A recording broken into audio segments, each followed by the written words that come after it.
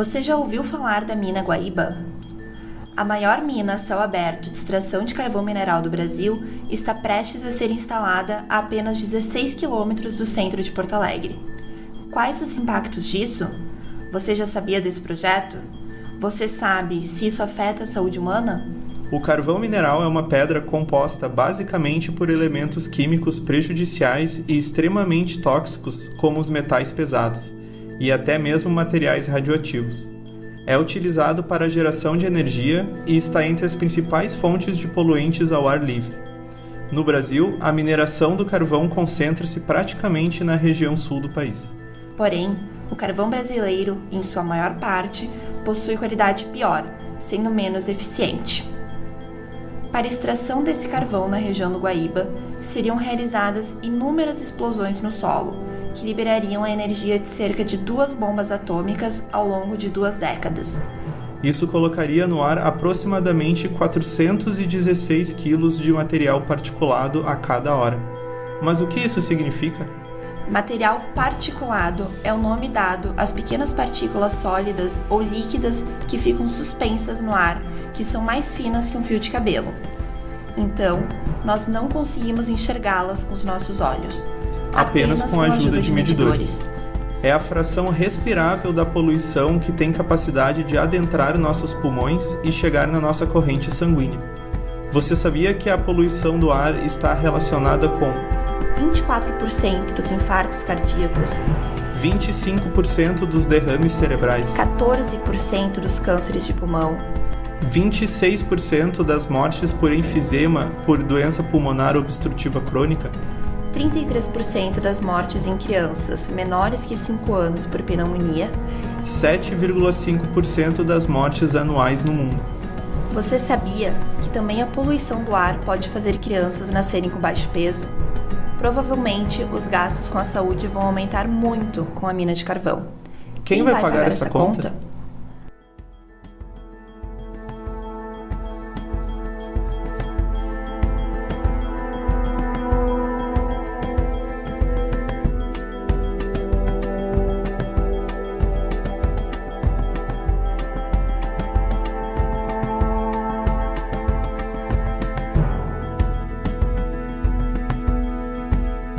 Nosso colega Rualdo Menegar, professor da URGS, ilustríssimo hoje em dia porque é o descobridor de por que Machu Picchu ocorre onde Machu Picchu é, mas ele é um grande estudioso de todas as nossas questões ambientais. Ele foi não sei se o criador, um dos criadores do nosso mapa ambiental de Porto Alegre, muitos anos atrás, quando cidade nenhuma, eu acho, tinha mapa ambiental. Então, para nós é uma honra, Rualdo. Graças a ti, eu, por exemplo, despertei para esse grande problema da mina. Então, nós só temos a te agradecer já. Boa noite a todos, a todas. É uma alegria imensa estar aqui com vocês. Acho que essa comunidade é uma comunidade muito importante para esse tema que nós vamos tratar. Eu vou tentar fazer aqui um share, não sei se estão conseguindo ver. Está transmitindo? Sim? Está ótimo. Uhum. E também estou muito honrado, muito obrigado pela generosa introdução, Olga, muito amiga, e vamos lá então. Porto Alegre e sua região se situam num lugar fantástico no sul da América do Sul. Trata-se, na verdade, de um encontro de paisagens da periferia da Amazônia, do Chaco, do Pampa e também da Floresta Atlântica. Porto Alegre é, ao mesmo tempo, costeira, porque estamos no interior da costa, e continental. Aqui se configura uma vegetação impressionante de banhados, da orla do Lago Guaíba e do topo dos morros. É uma das paisagens mais importantes do sul do Brasil. Quem disse isso foi o professor Ramon Margalef, um grande ecólogo. É aqui também a região de convergência das águas. Somos um patrimônio hídrico inigualável. inigualável. E temos como coroamento de tudo isso o Parque Estadual Delta do Jacuí, uma grande região de águas úmidas, que é como um pantanal no sul do Brasil. Por fim, temos também o nosso patrimônio humano. A região metropolitana, com 4,6 milhões de habitantes, é um patrimônio do sul do Brasil, um patrimônio humano. E Porto Alegre tem lá seus raros, não é mesmo? Somos uma cidade de serviços em que os de saúde são referência na América Latina. Vocês sabem muito bem disso. E é nesse coração da região metropolitana que pretendem implantar, então, uma mina de carvão. Aliás, uma mega mina, a apenas 16 quilômetros do centro da capital. Essa mina tem um eixo horizontal de 7,8 quilômetros por 4,2 e ela está muito próxima da água que bebemos, a apenas 22 quilômetros dos pontos de captação de água. Vejam só, a área da mina equivale quase à da região norte de Porto Alegre, e se considerarmos que ela terá 110 metros de profundidade, ela equivaleria a 4 áreas de uma cidade com perfil edificado de 25 metros. É gigantesco esse empreendimento. Mas antes, precisamos entender que a exploração do carvão não é uma exploração mecânica, não é como uma pedreira, porque o carvão é uma das mais complexas substâncias geológicas. Sim, ele contém, além do carvão, minerais, que é a fração inorgânica, umidade. E entre os minerais estão os elementos traços, nada menos de 76 elementos da tabela periódica estão ali, entre os quais metais pesados, muito perigosos para a saúde. Eles pretendem explorar 166 milhões de toneladas de carvão. Se considerarmos esses elementos traços, parece que é muito pouco, eles são medidos em ppm, mas nessa quantidade de carvão minerado, nós teremos 2.500 toneladas de enxofre. Trarão para a superfície 1.500 toneladas de arsênio. Imaginem, 816 de chumbo, cádmio, césio, mercúrio e também elementos radioativos, como urânio e tório. Bom, não faltam elementos. Com isso, teremos uma potência de impacto ao meio ambiente em todos os seus elementos: o ar, a água, a fauna e a flora, o solo e, claro, a população. E também esse impacto ele se dá localmente, regionalmente e também em termos planetários. Estamos falando do carvão que causa o aquecimento global. Vamos ver na atmosfera. Na atmosfera local, eles pretendem produzir 416 quilogramas por hora de material particulado. Imaginem, ao longo de 23 anos, serão 30 mil toneladas de material particulado, correspondentes a 1.000 detonações por ano, 3 por dia. E além disso, eles pretendem consumir, vejam só, nada menos de 44 milhões de litros de diesel por ano. Isso equivale a 1/3 do consumo de diesel de toda a região metropolitana. Que vizinho vem aí, hein? Bom, isso vai causar aumento do domo de poeira e chuva contaminada em toda a bacia atmosférica da região metropolitana, inclusive com a partícula PM2.5, muito perigosa, vocês sabem disso. E também vai comprometer o patrimônio de 4,6 milhões de pessoas com uma degradação ambiental generalizada. O impacto na água local é impressionante. Eu comentei do enxofre. Pois bem, o enxofre com a água oxigênio resulta em sulfetos que rebaixam o pH da água para quase 2. Esse pH muito ácido dissolverá os metais pesados que serão levados então para o Jacuí. O impacto nos ecossistemas e na biosfera local é imenso. Aqui vocês veem uma imagem de uma mineração que foi recuperada, dizem eles, mas olhem, a drenagem ácida continua, né? A natureza, ela é porosa, né? Ela tem interfaces, não dá para estancar isso se não for bem feito. As emergências potenciais são imensas. Vejam aqui a localização da estação de tratamento de efluentes. Ela está a apenas 5 metros de elevação das águas em relação ao Jacuí. Uma grande inundação do Jacuí, o que não é raro nessa elevação, lavará os metais pesados que estarão dentro dessa piscina e eles chegarão diretamente à água em que bebemos, né? Eles não têm previsão nenhuma para enfrentar emergências desse tipo. Além disso, esses contaminantes, eles chegarão no delta do Jacuí. O delta é uma área de decantação. Aqui, esses contaminantes ficarão retidos, entre os quais o cádmio, que ele tem muita afinidade com as plantas, com o arroz. O arroz absorve muito cádmio. Imaginem, né, o que será a contaminação acumulada de metais pesados. E também no Lago Guaíba, que é uma bacia, né, como um lago, ali ficarão também retidos os elementos contaminantes. Em termos de água subterrânea, os problemas são também muito grandes. Eles vão precisar esvaziar esse aquífero imenso para poder alcançar o carvão, que está a 110 metros de profundidade. Nessas cavas se acumulará água também, e com o carvão e o enxofre teremos drenagem ácida. Vejam como é problemático uma exploração de uma mina dessas, né, em praticamente um meio aquoso. Eles deverão esgotar esse aquífero, que tem o volume, vejam, nada menos da metade do volume d'água do Guaíba. É impressionante perder essa água cristalina e limpa.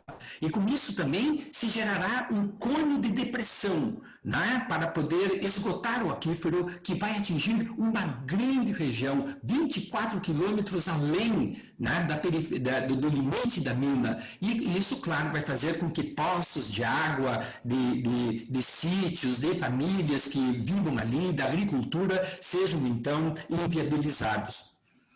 Além disso, eles vão querer dispor o rejeito contaminado no fundo da mina e depois eles vão cobrir com o que eles chamam de rejeitos estéreis. Mas as paredes da mina e o piso são fraturados e a drenagem ácida vai vazar por muito tempo. Isso aí é um problema que se colocará por mais de 300 anos.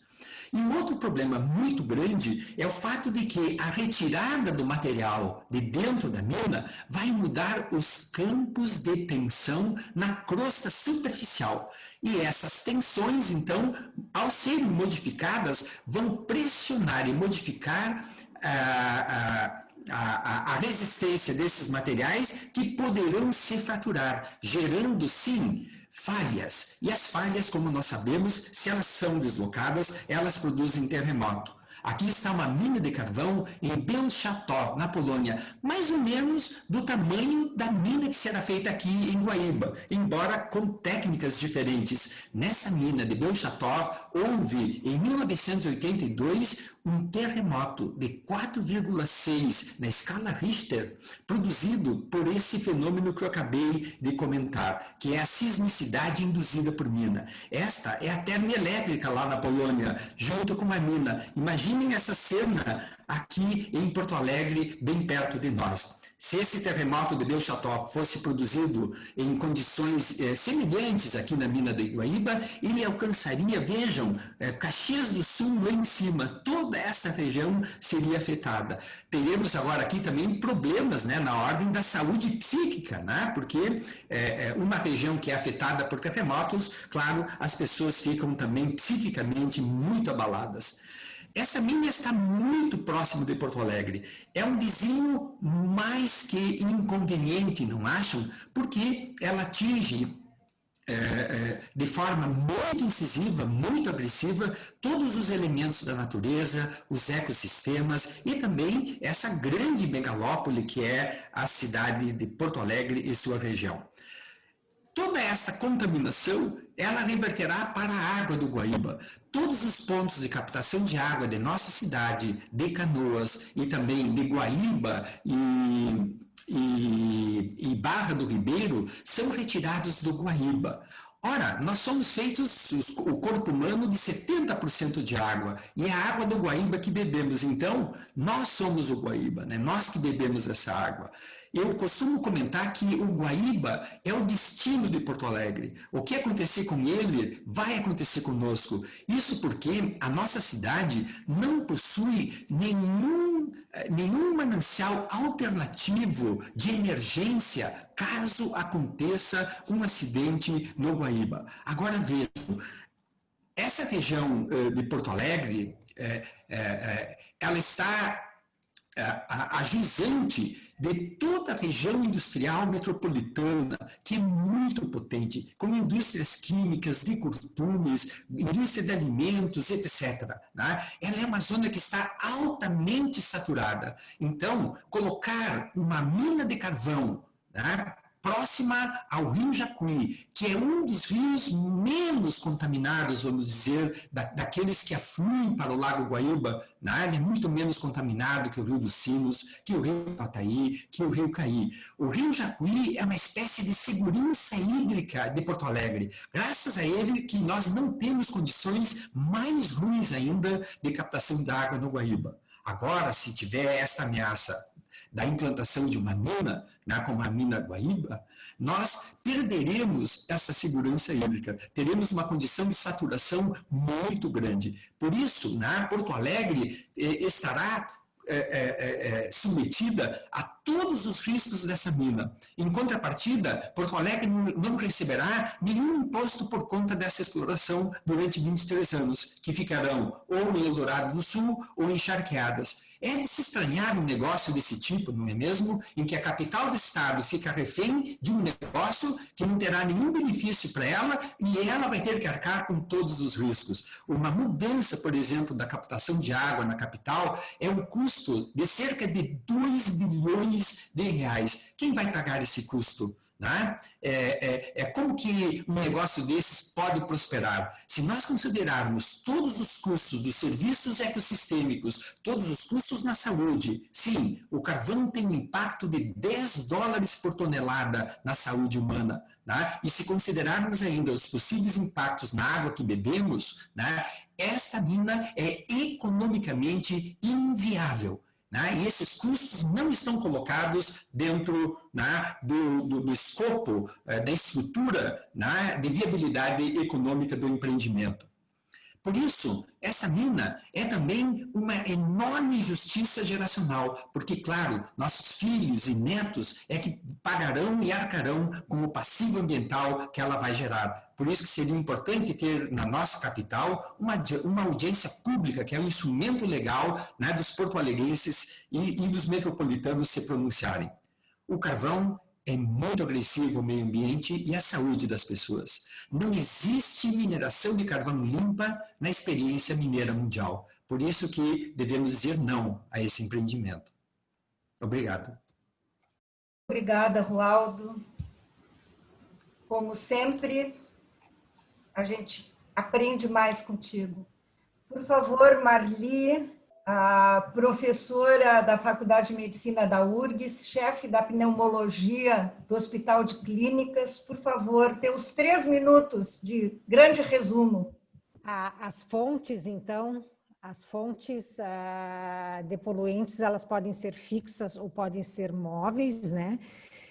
No caso da mina é uma fonte fixa, mas nós vamos ter comprometimento também das fontes móveis, né? Uma vez que esse carvão vai ser transportado e ele vai ter que ser, então, ele vai ter que ser levado para um outro lugar onde ele né, vai ajudar, então, nesse polo onde ele vai ser processado também a criar outros tipos de poluentes. Mas hoje eu vou falar da PM2,5, mas é importante a gente lembrar também que as pessoas, quem vai trabalhar na mina vai estar muito exposto à sílica e pode desenvolver a silicose, que é uma doença muito agressiva, uma doença que é considerada maligna também pela sua evolução.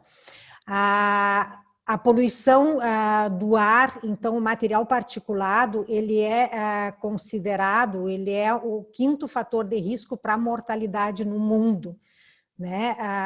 E todas as fases da vida as pessoas são afetadas, desde a mulher grávida, né? Então pode ter parto prematuro, até os casos de demência em pessoas idosas. As pessoas que já estão doentes, então elas vão ter uma exacerbação, podem ter uma exacerbação da sua doença e uma evolução mais rápida da mesma se elas continuarem expostas. E aqui nós estamos falando em 2 situações, né? Uma exposição prolongada por 23 anos com fases ainda de exposição aguda. Então isso é bem importante. E a gente já sabe aqui, ó, o Paulo está assistindo, né? Uma foto dele que a cidade de Porto Alegre ela é poluída. Isso a gente vê a olho nu. Então, essa poluição mais grosseira, mas a poluição menor, a PM2,5, não é visível a olho nu. Então, os sensores que estão disponíveis, né, nas unidades de saúde têm mostrado que os valores medidos, eles são já valores muito altos que podem causar doença. E a gente não pode ter, na verdade, uma adição nesse tipo de poluição. Os mecanismos envolvidos, então, eles têm a ver com a trajetória que esse PM2,5 vai ter. São partículas muito pequenas que, quando inaladas, elas vão atingir os alvéolos e elas passam, então, para a corrente sanguínea. E aí é desencadeado toda uma liberação de citocinas, de radicais livres, né? Ativação endotelial, alteração do DNA, são vários mecanismos, então, que vão causar as mais diversas doenças. E aqui eu trouxe uma lista só para tentar explicar por que a gente convidou tantas pessoas, tantas sociedades, né, diferentes de medicina, porque onde chega esses poluentes, eles podem causar dano, causar doença. Então, vai desde a questão do AVC, da demência, a insuficiência cardíaca, hipertensão, diabetes, né? A DPOC, a asma, uma série de câncer em diversos órgãos, como câncer de pulmão, câncer hepático, né? Gástrico, coloretal, bexiga, rins, doenças reumatológicas, osteoporose, doenças de pele, várias alergias, né, rinite, conjuntivite, etc. Tudo relacionado com a exposição a PM2,5. E os estudos também têm mostrado, né, que as mortes atribuídas a esse tipo de poluição vem aumentando ao longo dos anos, né? E aqui a gente vê, né, o percentual maior atribuído a cardiopatia isquêmica, mas as doenças respiratórias, né, e o AVC, cerebrovasculares, elas vêm na sequência, tá? Então, só para finalizar, assim, todos nós merecemos respirar um ar limpo, né, e a gente sabe que um pequeno aumento dessa poluição, né, aumentar 10 microgramas, isso já está associado com desfechos negativos que vão levar à doença, que estão associados com morbimortalidade, né, com a sobrecarga nos serviços de saúde e também custos relacionados com tudo isso, que alguém vai ter que pagar essa conta, né? Então, a gente reuniu todas essas pessoas para tentar fazer um trabalho conjunto e prevenir esse aumento da poluição no nosso meio, né? Aqui embaixo, então, está o e-mail, né, dos médicos em alerta, depois, se alguém quiser fazer um contato conosco. Obrigada.